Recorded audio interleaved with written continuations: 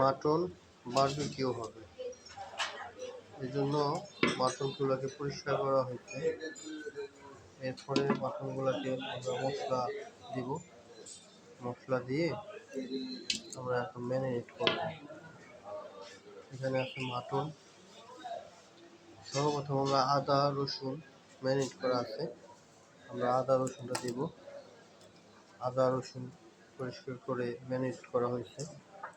এরপর আমরা দিব টক দই। টক দই দিচ্ছি আমরা।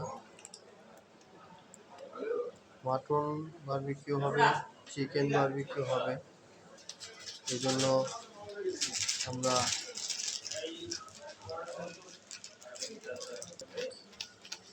লবণ দিচ্ছি।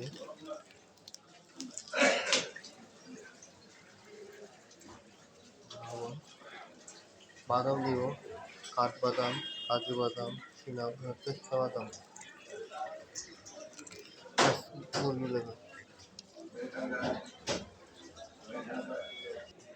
এখন দিব ওয়েস্টার সস। ওয়েস্টার সস দিব আমরা পরিমাণ মতো। তারপর দিব সয়া সস। তারপর আমরা দিব টমেটো সস।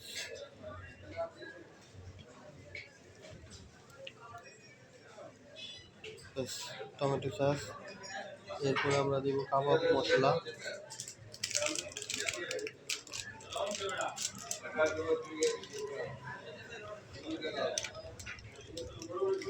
এরপর দিব আমরা গরম মশলা গুঁড়া।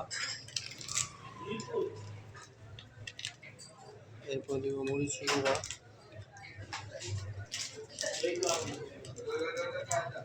মরিচের গুঁড়া দিব।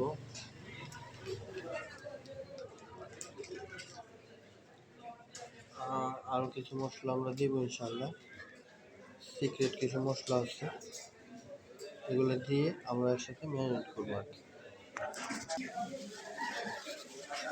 ম্যারিনেট করা হচ্ছে মাটনের লেগ পিসগুলা, আমরা ম্যারিনেট করতেছি।